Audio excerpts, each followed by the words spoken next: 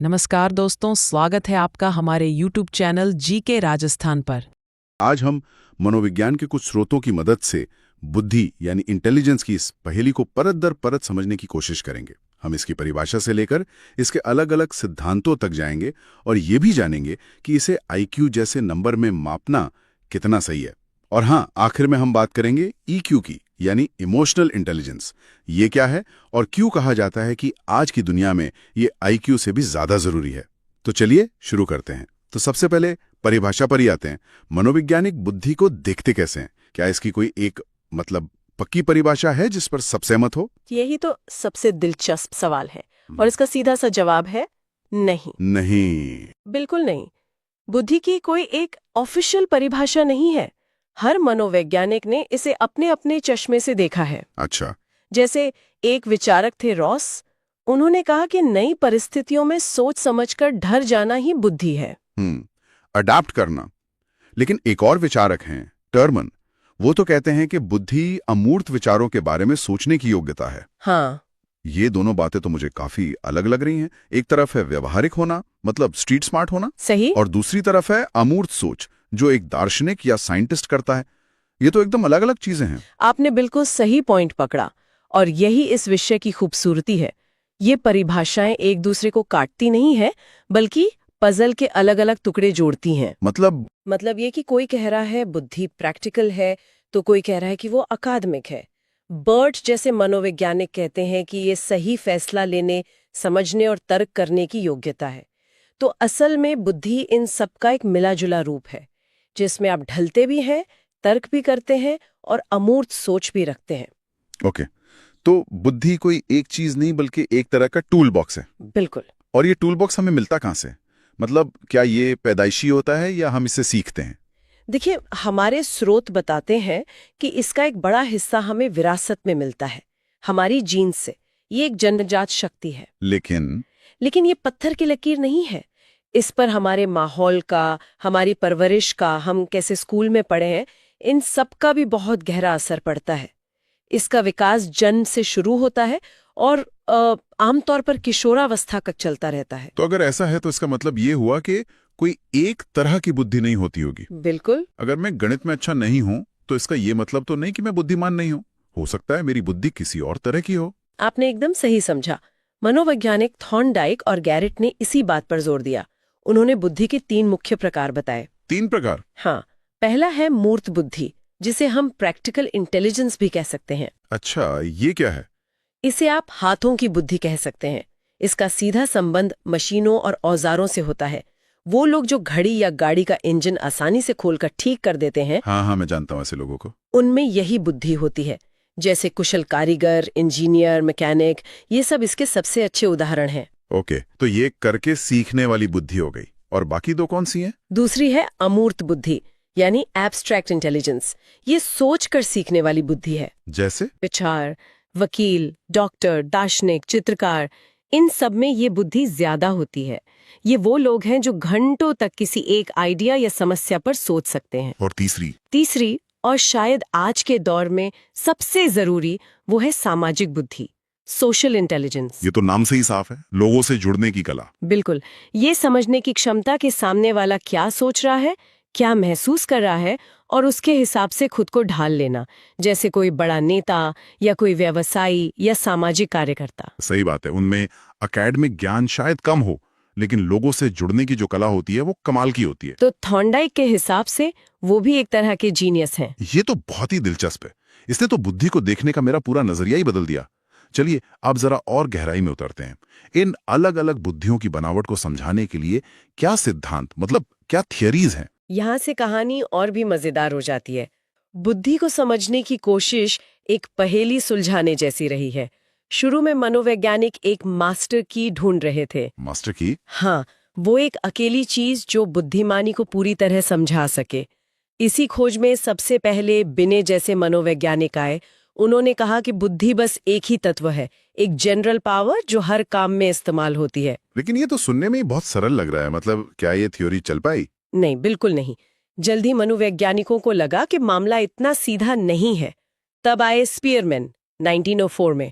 उन्होंने अपना मशहूर द्विकारक सिद्धांत यानी 2 फैक्टर थ्योरी दी। ओके, तो 1 से 2 पर आ गए। हाँ, उन्होंने कहा कि बुद्धि में एक नहीं 2 तत्व होते हैं। एक है जी फैक्टर यानी जनरल एबिलिटी। ये क्या है? ये वो कच्ची दिमागी हॉर्स पावर है जो जन्म से हम सब में होती है और हर काम में थोड़ी बहुत लगती ही है। ठीक है, और दूसरा? दूसरा है एस फैक्टर यानी स्पेसिफिक एबिलिटी। ये वो खास हुनर है जो हम सीखते हैं और विकसित करते हैं, जैसे संगीत में कोई बहुत अच्छा है, कोई कला में या कोई क्रिकेट में। तो एक सामान्य बुद्धि जो सब में है और फिर कुछ विशेष हुनर जो हम सीखते हैं, ये तो काफी तार्किक लगता है। लेकिन इसमें एक खतरा भी है। क्या? खतरा ये कि हम लोगों को उनके जी फैक्टर के आधार पर कम या ज्यादा बुद्धिमान का ठप्पा लगा सकते हैं। हाँ, ये बात तो है। और इसी वजह से थॉर्नडाइक जैसे मनोवैज्ञानिकों ने इस जी फैक्टर के विचार को ही खारिज कर दिया। उन्होंने कहा कि बुद्धि किसी एक सामान्य तत्व से नहीं बनी, बल्कि ये तो बालू के ढेर की तरह है। बालू का ढेर? ये कैसा उदाहरण है? उनका मतलब था कि बुद्धि में अनगिनत छोटी छोटी स्वतंत्र योग्यताएं हैं। हर योग्यता बालू के एक कण की तरह है। वाह! तो हम एक मास्टर की से सीधे अनगिनत चाबियों पर आ गए। इसके बीच का कोई रास्ता नहीं था? और वो रास्ता दिखाया थर्स्टन ने।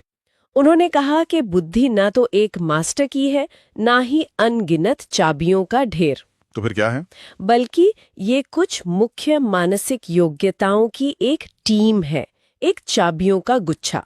उन्होंने ऐसी 7 मुख्य मानसिक योग्यताओं की पहचान की। 7? जैसे कि? जैसे शब्दों को समझने की शक्ति, नंबरों से खेलने की क्षमता और दिशाओं को समझने की काबिलियत।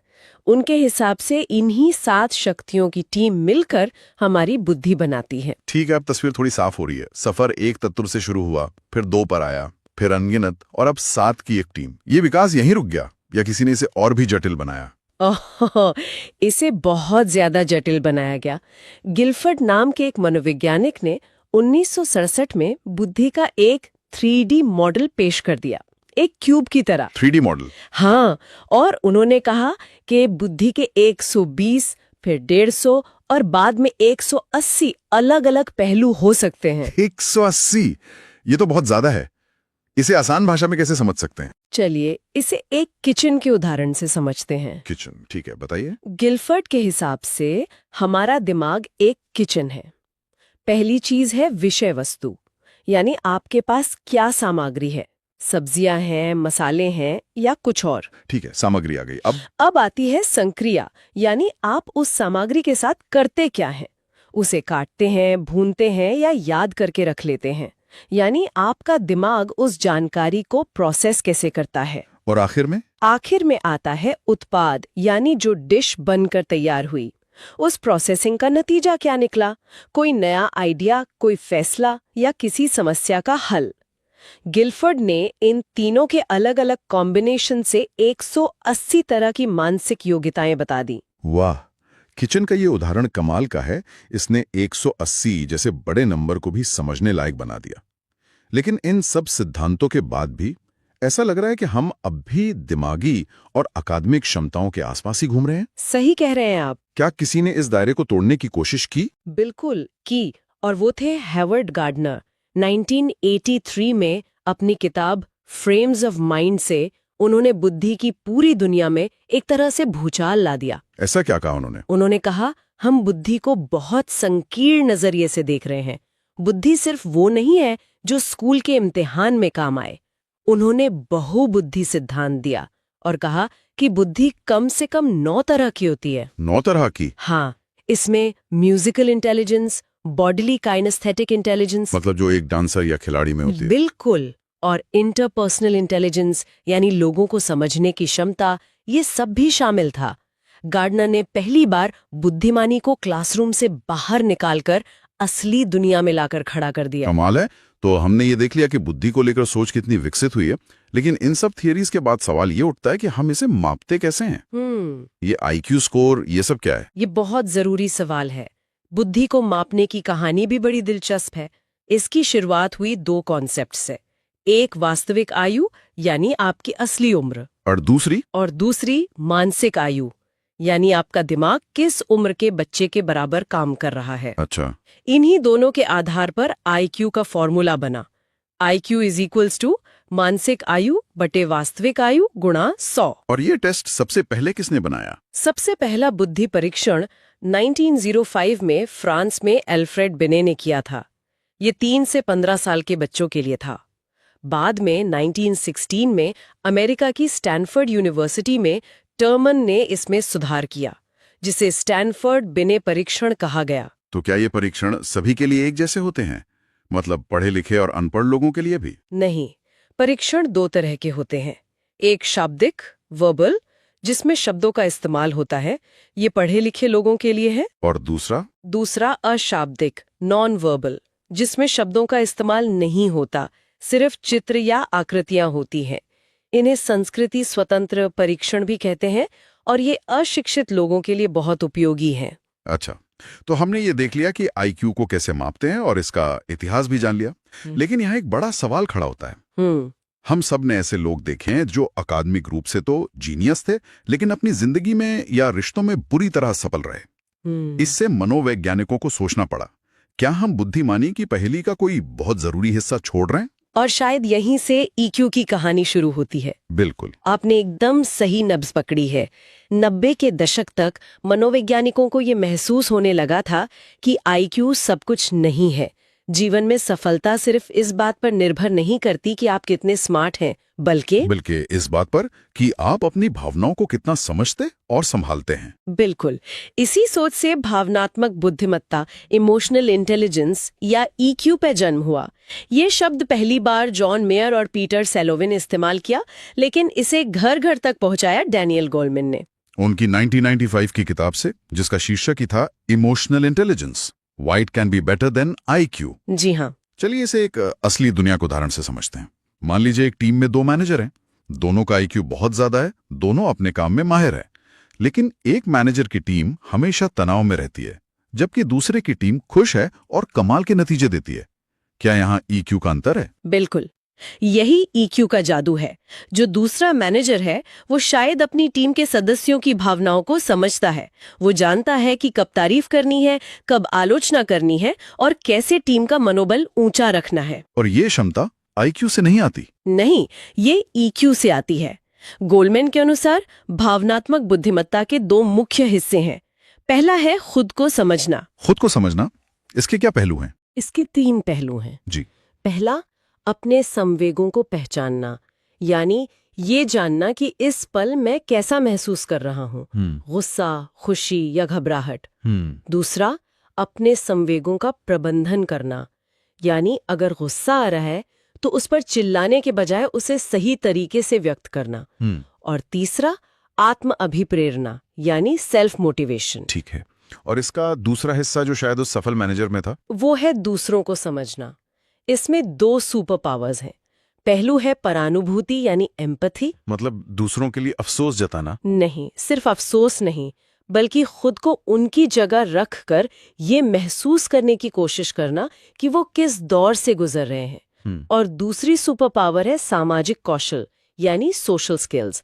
लोगों के साथ अच्छे रिश्ते बनाना और उन्हें निभाना। तो जिस व्यक्ति में ये 5 चीजें हैं वो एक उच्च EQ वाला व्यक्ति है। बिल्कुल। ये सुनकर तो ऐसा लग रहा है कि EQ सिर्फ ऑफिस में ही नहीं, बल्कि हमारी पूरी जिंदगी को बेहतर बनाने की चाबी है। ये हमारे मानसिक स्वास्थ्य की नींव है।